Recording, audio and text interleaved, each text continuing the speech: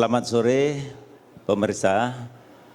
Di sore yang bahagia ini tepat tanggal 3 Desember 2024, Insan Pekerjaan Umum memperingati Hari Bakti Pekerjaan Umum ke-79. Nah, telah hadir bersama saya dalam rangka podcast kali ini, saya panggil Mas saja ya. Siap, Mas Wahyu Abri Yoga, sehari-harinya selaku pejabat pembuat komitmen atau PPK Bendungan Jeragung. Topik sore hari ini cukup menarik bagi kita. Nanti kita coba kupas, yaitu tantangan pembangunan bendungan. Mengambil studi kasus pembangunan Bendungan Jeragung, khususnya di 3 kabupaten ya, yaitu di Jawa Tengah, yaitu ada Kabupaten Semarang, Grobogan, dan Demak. Baik, kita awali lebih dahulu. Sekilas tadi biodatanya saya kira saya tidak akan mengupas lebih dalam, tetapi kita akan coba mengupas kira-kira Mas Wahyu. Ini sebelum kita berbicara tantangan, kita tahu bahwa penduduk khususnya di Jawa Tengah itu kepadatannya cukup tinggi. Nah, kalau kita berbicara pada segmen sumber daya air tentu membutuhkan air. Nah, seberapa jauh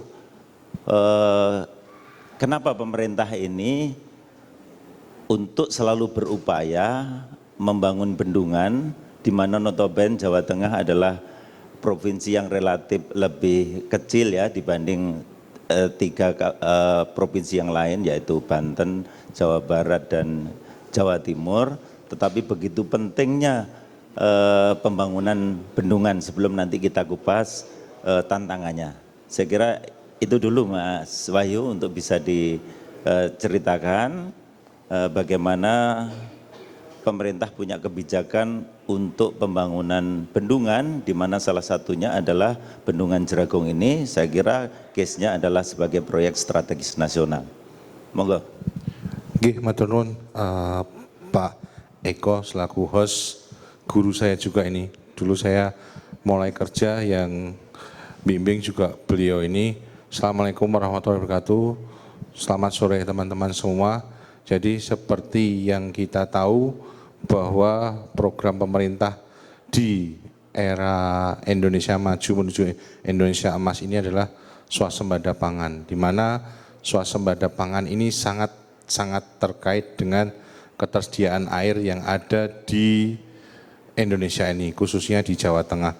Jadi dapat kami informasikan Bapak, kenapa di Jawa Tengah itu membutuhkan banyak membutuhkan ada pembangunan bendungan baru, dikarenakan kondisi saat ini untuk air baku maupun untuk air irigasi masih dalam kondisi yang belum mencukupi, sehingga salah satunya Bendungan Jeragung ini insya Allah nantinya dengan tampungan 90 juta itu bisa untuk air baku 1 meter kubik per detik. Tadi sudah diinfokan Pak Eko, air bakunya dibagi menjadi 3 wilayah. Yang pertama Kabupaten Demak 0,25 liter per detik, Kabupaten Grobogan 0,25 liter per detik, Kota Semarang 0,5 liter per detik. Selain itu, untuk mendukung ketahanan pangan, jadi Bendungan Jeragung ini juga akan mensuplai irigasi existing ada 4.053 hektar DI Jeragung, di mana menaikkan intensitas pertanaman dari 150 menjadi 275 dan ekstensifikasinya di luasan 475 hektar. Jadi total untuk mengairi areal irigasi seluas nantinya 4.528 hektar. Jadi itu Bapak kenapa di Jawa Tengah masih membutuhkan sumber air, dan khususnya di Jeragung ini manfaatnya memang untuk 3 kabupaten dan untuk irigasi seluas 4.528 hektar Bapak. Ya, baik. Terima kasih. Jadi ini menarik, saya juga memposisikan sebagai orang awam, nanti ada yang menggeliti ini. Orang awam akan mengatakan, sebenarnya apa sih bedanya bendung sama bendungan? Kemudian tadi kita lihat penjelasannya, saya kira supaya yang mendengar podcast ini menjadi clear, tadi kan disebutkan 0,25 liter per detik, sebenarnya 250 liter per detik ya supaya kita menjadi clear satuannya. Dan itu adalah tadi kapasitasnya 90 juta meter kubik. Jadi miliar kubik meter ya. Dan kira-kira perbedaannya apa tadi? Supaya masyarakat awam itu tahu, kadang-kadang kita tuh antara bendung dan bendungan itu dianggap sama. Supaya ini hanya untuk mengisi mengantar bagaimana tantangannya membangun bendungan yang notabene adalah masyarakatnya padat, padahal luas lahannya juga terbatas. Tapi alhamdulillah pengelolaan Jeragung bisa dilaksanakan. Nah kira-kira tantangan sekaligus tahapan yang harus dilalui apa yang sebenarnya terjadi di pembangunan bendungan Jeragung itu sendiri? Nggih, ya, izin. Jadi bendung dan bendungan itu sama-sama bangunan yang melintang di sungai, tetapi fungsinya berbeda. Jadi kalau bendung itu fungsinya hanya menaikkan elevasi muka air sehingga tampungannya maksimal hanya sebatas di areal badan sungai saja, sehingga nanti di bendung itu nanti ada pintu pengambilan di mana dari elevasi yang dinaikkan nanti bisa mengairi elevasi areal irigasi yang ada di hilir sampai dengan elevasi sawah tertinggi yang ada di hilir. Jadi fungsinya hanya menaikkan elevasi air, membentuk tampungan yang kecil untuk proses pengairan irigasi yang ada di bawahnya. Untuk bendungan ini kita adalah membuat bangunan melintang sungai, membendung sungai, sehingga nanti akan menciptakan tampungan, waduk, menciptakan istilahnya wadah air. Sehingga dari perhitungannya pun berbeda. Jadi kalau untuk bendungan kita ada tahapan-tahapan perhitungannya sehingga kita bisa cari tinggi optimal itu berapa, nanti muka air normalnya di elevasi berapa, dan nantinya untuk optimasi maupun pola operasinya juga ada hitungannya tersendiri. Dan seperti pesan Pak Menteri sebelumnya, kita membangun bendungan itu membangun potensi bencana. Jadi kita harus benar-benar aman terhadap stabilitas bangunannya maupun terhadap stabilitas hidrolisnya maupun terhadap stabilitas terkait dengan rencana tindak daruratnya. Jadi itu, jadi bedanya bendung itu hanya sebatas menaikkan elevasi, kalau bendungan dioptimalkan sampai seberapa sehingga bisa membentuk tampungan waduk. Yang nantinya tampungan itu kita atur untuk pengairan yang ada di hilir dari bendungan itu sendiri. Gitu Bapak. Ya, jadi semakin jelas Pak. Ini sebagai pemahaman kita, bendung adalah untuk menaikkan elevasi sesuai tuntutan layanannya. Dan bendungan adalah ada storage, ada tampungan yang dimana nanti bisa didaya gunakan. Bagus. Selanjutnya adalah tahapan dan tantangannya, khususnya di pembangunan bendungan Jeragung ini. Yang notabene adalah ruangnya adalah ruang kawasan hutan, walaupun di dalamnya ada juga enklave permukiman. Nah, tentu Pak Mas Wahyu sebagai BPK bisa menjelaskan supaya memberikan suatu sekaligus sosialisasi kepada masyarakat. Begitu tahapannya rigid, permasalahan yang dihadapinya juga tidak mudah, dan stagingnya juga rasanya belum ada yang membangun bendungan yang 1 tahun jadi ya. Ya ini coba diceritakan pernik-perniknya sehingga masyarakat luas akan mempunyai referensi sehingga nanti targetnya dia juga ikut nguri-nguri bangunan yang sudah diupayakan oleh masyarakat. Oke. Jadi untuk tahapan dari pembangunan bendungan secara umum dapat kami sampaikan sesuai dengan peraturan atau dasar hukum dari pembangunan bendungan saat ini itu ada 3 peraturan menteri. Yang pertama 27/2015 itu mulai dari tahap perencanaan sampai dengan tahap pelaksanaan sampai dengan operasional sampai dengan penghapusan juga sudah diatur di situ. Terus yang kedua Permen 6 2020 dan Permen 7 2023 itu terkait dengan penataan kawasan dan pemanfaatan ruang yang ada di dalam bendungan. Sebagai contoh, Bendungan Jeragung ini mulai didesain tahun 1976. 76.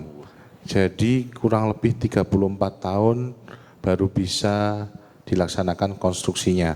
Jadi kita berkontrak itu di tahun 2020 dengan tahapannya adalah Sitlakom, survei, investigasi, desain, land acquisition, konstruksi, operasi, dan maintenance. Sampai saat ini kita masih di dalam tahap konstruksi dan insya Allah mohon doanya di 2025 nanti bisa clear dan bisa beroperasi untuk kemakmuran masyarakat Jawa Tengah khususnya tadi 3 kabupaten yang sudah kita sebutkan. Nah, yang menarik di dalam tahapan-tahapan Sitlakom di dalam bendungan ini, setiap tahapan sesuai dengan Permen 27 itu khusus untuk bendungan karena membangun bendungan itu membangun potensi potensi bencana yang besar.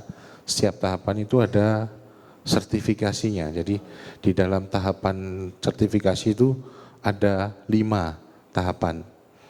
Yang pertama desain. Kalau desain belum mendapatkan sertifikat desain, kita tidak bisa melanjutkan ke tahapan konstruksi. Yang kedua, sesudah desain dapat, kita mau melaksanakan konstruksi, kita harus mendapatkan sertifikat izin pelaksanaan konstruksi. Sesudah konstruksi selesai, nanti kita akan melakukan pengisian, kita harus juga mendapatkan sertifikat izin pengisian awal bendungan atau sertifikat impounding. Selanjutnya yang keempat, sesudah impounding, terus sudah masuk syarat-syarat untuk operasi, kita juga harus mendapatkan sertifikat izin operasi. Dan yang terakhir, apabila bendungan umur layanannya sudah optimal, sudah tidak bisa direhab lagi, sudah bisa dioptimalkan lagi, maka ada sertifikat penghapusan fungsi bendungan kalau memang bendungannya mau dihapuskan. Dan untuk tantangan yang ada di Bendungan Jeragung ini, ya alhamdulillah tantangannya ini dari dulu kami ada beberapa bendungan yang kami pegang, paling kompleks di Bendungan Jeragung ini Bapak. Kompleknya kira-kira kompleks apa ini? Masalah tanah, sosial? Kompleknya ada 2 Pak, jadi masalah teknis dan non teknis. Jadi kalau masalah teknis itu hampir semua kondisi geologi yang ada di Bendungan Jeragung itu sangat-sangat berbeda dengan kondisi yang dijabarkan pada saat desain. Jadi kami di dalam bendungan dinamis. Jadi ada perubahan desain, ada perubahan pelaksanaan, ada perubahan metode, sangat dinamis di dalam bendungan ini. Terus yang kedua permasalahan non teknisnya, alhamdulillah di dalam penyelesaian terkait dengan permasalahan sosial atau tanah, kami sangat-sangat dibantu oleh instansi yang terkait. Jadi sampai dengan hari ini kondisi pembebasan lahan yang ada di Bendungan Dragung ada 2 kepemilikan, yang satu kepemilikan hutan sudah clear, yang kedua kepemilikan lahan masyarakat juga sudah clear. Alhamdulillah. Jadi kita saat ini fokusnya tinggal fokus pelaksanaan di teknis saja Bapak. Berbicara tahapan, tentu ada kendala-kendala musim penghujan pasti ya. Terus kemudian coba diberikan supaya masyarakat luas tahu data teknisnya. Jadi tadi kan secara umum volume tampungnya 90 juta meter kubik. Nah tentu mungkin berbicara lifetime-nya untuk didesain berapa, kemudian untuk desain flat-nya untuk berapa, supaya masyarakat punya referensi dan dikaitkan juga pasti dilengkapi dengan tadi ya, ada berapa 5 tahapan dan itu diawasi oleh otoritas siapa ya? Di Komisi Bangunan Besar. Komisi Keamanan Bendungan. Keamanan Bendungan ya. Nah tentu rencana tindak darurat juga sudah dilengkapi supaya untuk mengantisipasi apabila terjadi value itu juga perlu disampaikan ke masyarakat, terutama kalau terjadi value kerusakan pasti dampaknya ke hilir, yaitu masyarakat Demak ya.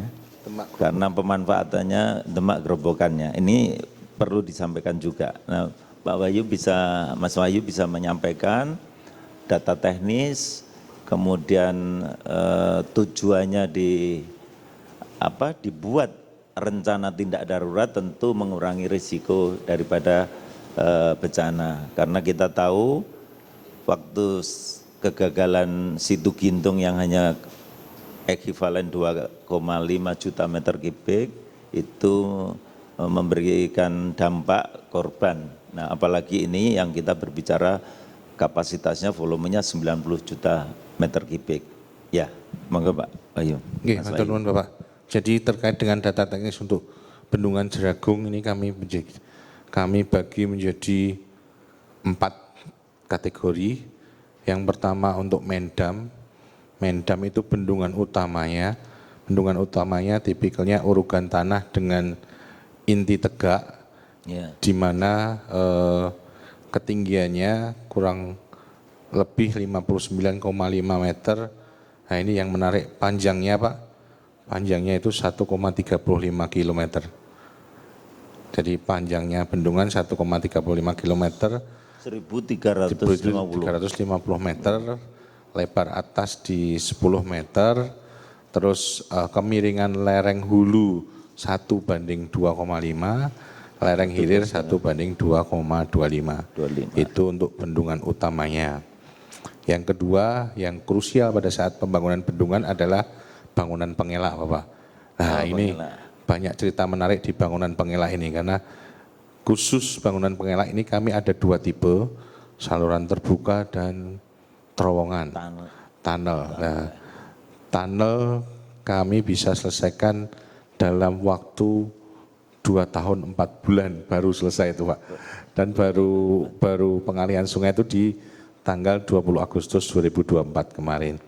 Jadi tipikal pengelakannya untuk inlet saluran terbuka itu panjangnya 342 meter. 342. Terus untuk tunnelnya sendiri di 392 meter. 392 meter? Iya. Diameter berapa?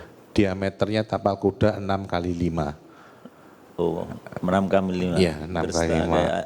Jati barangnya? Nggih. Terus yang di outletnya juga sama 340 meter, jadi total untuk pengelakan itu 1,4 kilometer. Ini menarik nih. Dari sisi apa yang dijelaskan, itu kelihatannya secara global tuh, oh itu ya, padahal detailnya itu pelaksanaannya itu kan berbeda.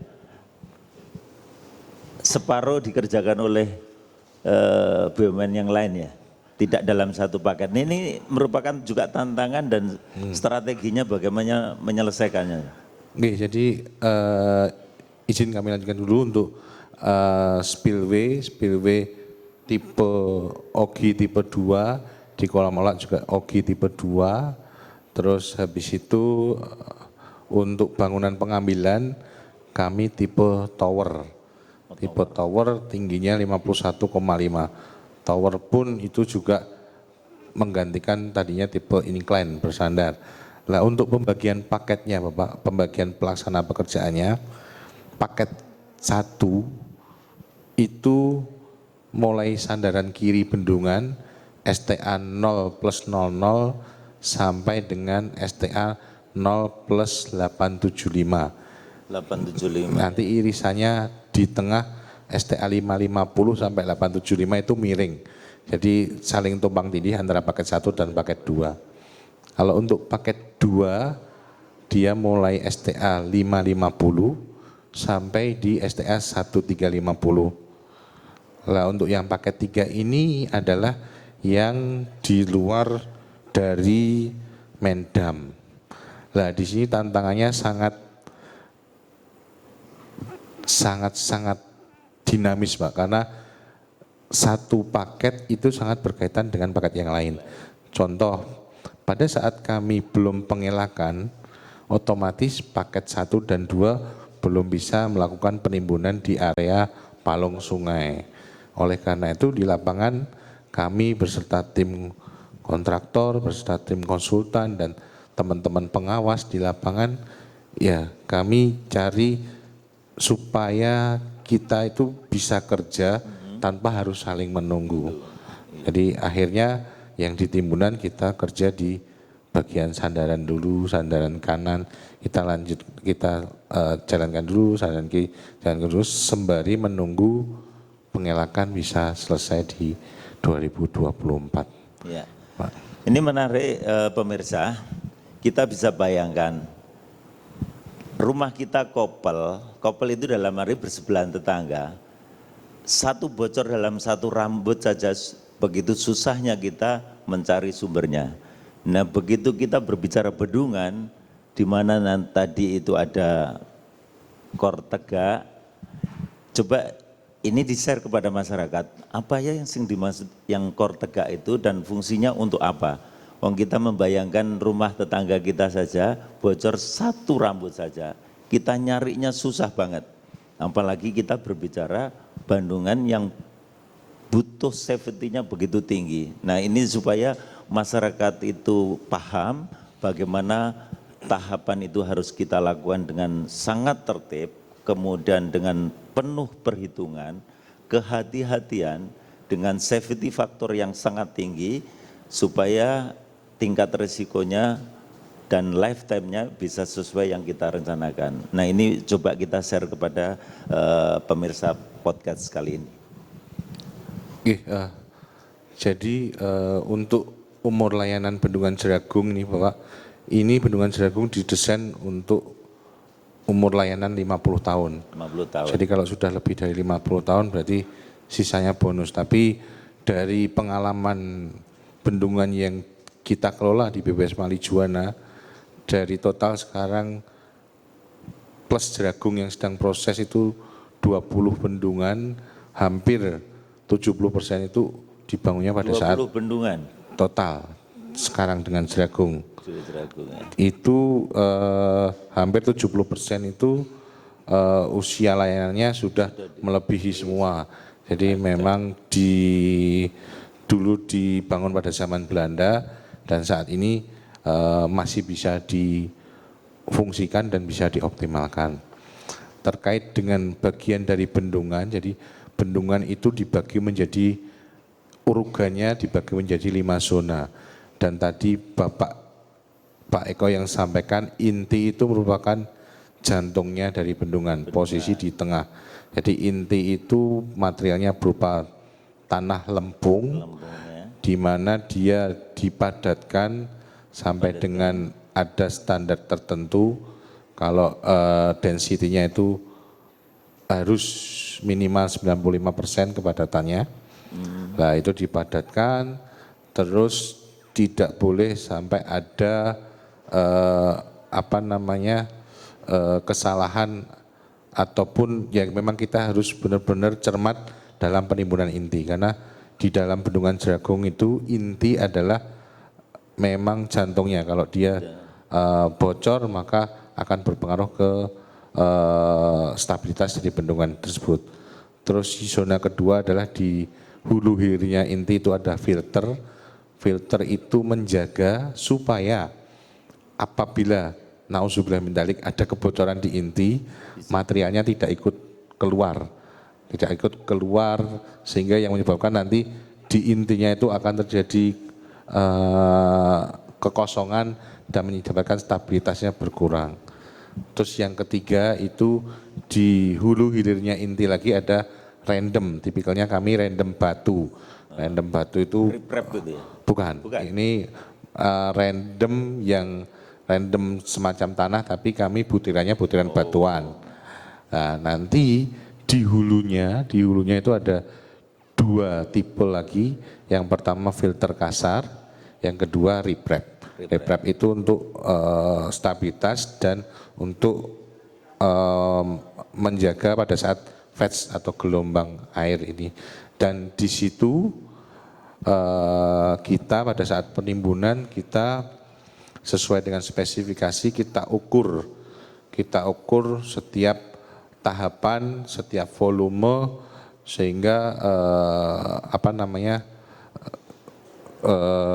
kualitasnya memang benar-benar terjaga.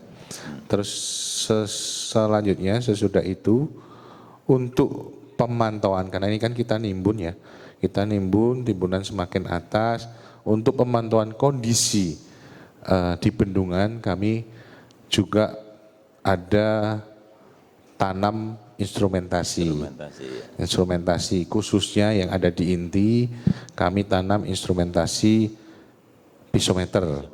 Di situ ada dua vibrating wire untuk mengetahui kondisi muka air pori yang ada di dalam, dan ada open step pisometer.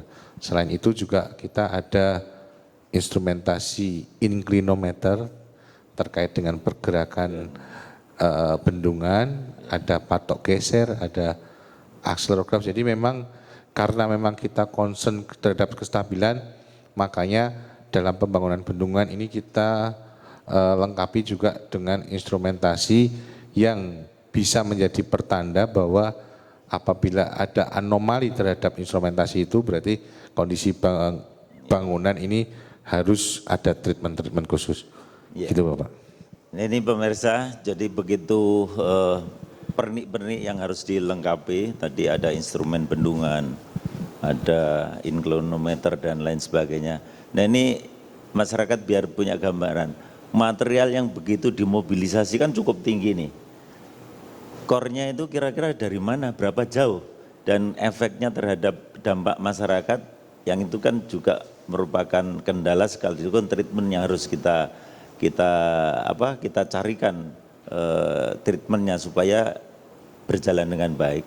Belum nanti material timbunan yang lain. Nah ini sekilas itu tanah merah kan intinya ya? Nggih. Itu ambil dari mana?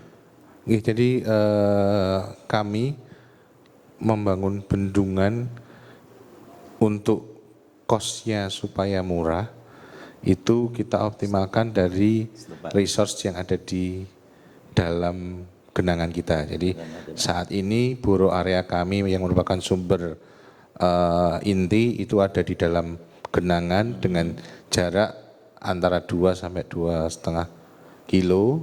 Untuk material random juga kita ada di dalam genangan, ada dua quarry kami di sana.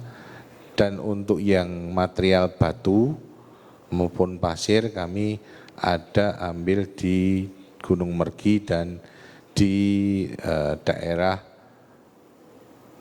Sungai Krasak. Sungai Krasak itu yang di Merapi, sungainya Merapi. Jadi memang sudah lintas provinsi.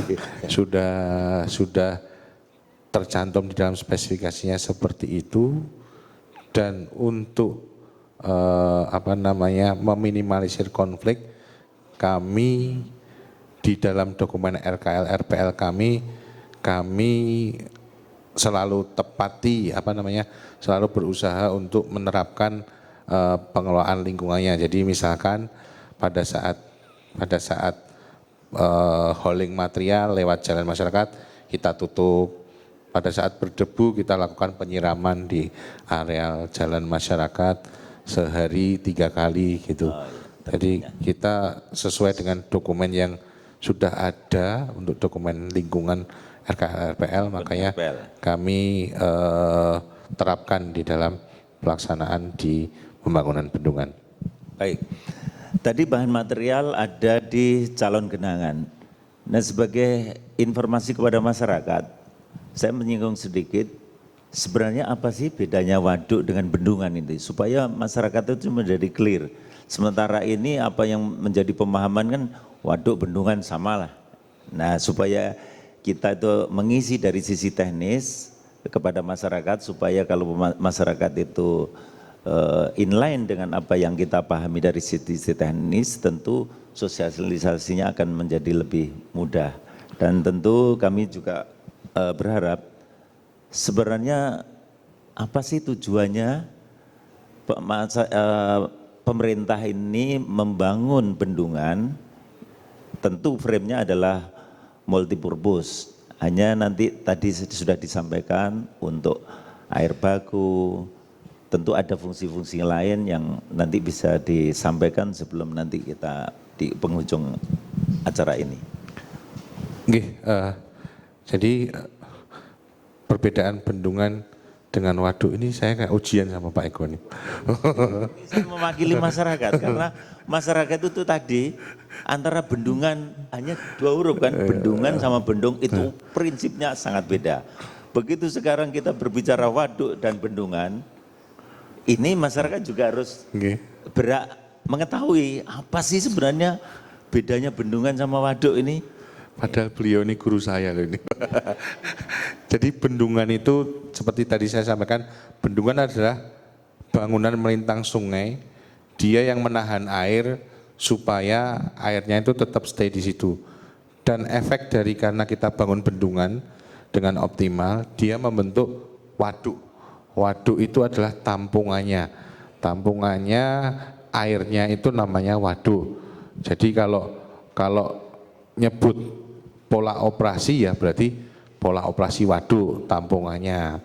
Tapi kalau menyebut bendungan, keamanan ya keamanan bendungan terhadap terhadap barangnya. Terus terkait dengan pemanfaatan, jadi memang insya Allah waduk Jeragung ini nanti akan multipurpose. Tadi sudah saya sebutkan, yang pertama air baku, yang kedua irigasi, yang ketiga nantinya akan ada bisa dimanfaatkan untuk PLTMH 1400 kW. Yang paling penting adalah di sini mereduksi banjir dengan air yang ditampung di waduk 90 juta itu mereduksi banjir 40% dari Ki 100 tahun. Kurang lebih 271 meter kubik per detik. Dan yang terakhir untuk masyarakat nanti punya tempat dolan baru, tempat wisata baru. Kita bisa dolan bareng, jadi bisa main-main, bisa mancing di lokasi waduk Bendungan Jeragung, tapi di zona-zona yang memang diizinkan. Jangan nanti mancingnya di tengah, pas kedalamannya sampai 50 meter juga bahaya Pak. Jadi di zona-zona yang sudah ditentukan pemanfaatannya. Gitu Pak. Oke, baik, terima kasih. Saya kira waktulah yang membatasi kita. Kami mencoba untuk sedikit memberikan suatu highlight gitu ya. Begitu pentingnya wadah-wadah air karena kita tahu kehidupan kita dan penghidupan kita bisa berlangsung kalau dari sisi sumber daya air itu pasti membutuhkan air. Tidak ada satupun makhluk hidup yang berani mendeklarasikan hidup tanpa air. Saya kira itu yang pertama. Kemudian kedua, tahapan staging kendala tadi sudah disampaikan begitu rigidnya mulai dari yang tadi kita tangkap bersama Sitlatkom, mungkin ditambah ME ya, monitoring evaluasi. Jadi survei, investigasi, desain, land acquisition if need ternyata membutuhkan yang di Jeragung tadi. Construction, kemudian operation maintenance, dan semua akan dilakukan monitoring evaluasi untuk feedback perencanaan berikutnya. Kemudian tadi beda bendungan sudah kita memahami bersama. Waduk bendungan, berarti kalau secara artifisial bendungan dibentuk pasti akan terbentuk waduk. Tetapi waduk juga bisa terbentuk tanpa bendungan seperti waduk alam.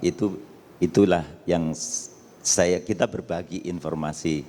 Nah, kemudian secara ideal membangun bendungan, semua kawasan itu harus tertata dengan baik lebih dulu, itu akan jauh lebih mengurangi risiko daripada bencananya. Saya kira podcast kali ini sangat menarik dan ini adalah memberikan suatu kontribusi terhadap referensi pemahaman kita bagaimana tantangan pembangunan bendungan, khususnya mengambil studi kasus di pembangunan bendungan Jeragung yang dimana relatif lahannya itulah status kawasan hutan. Ya, saya kira itu Bapak Ibu pemirsa semua, terima kasih.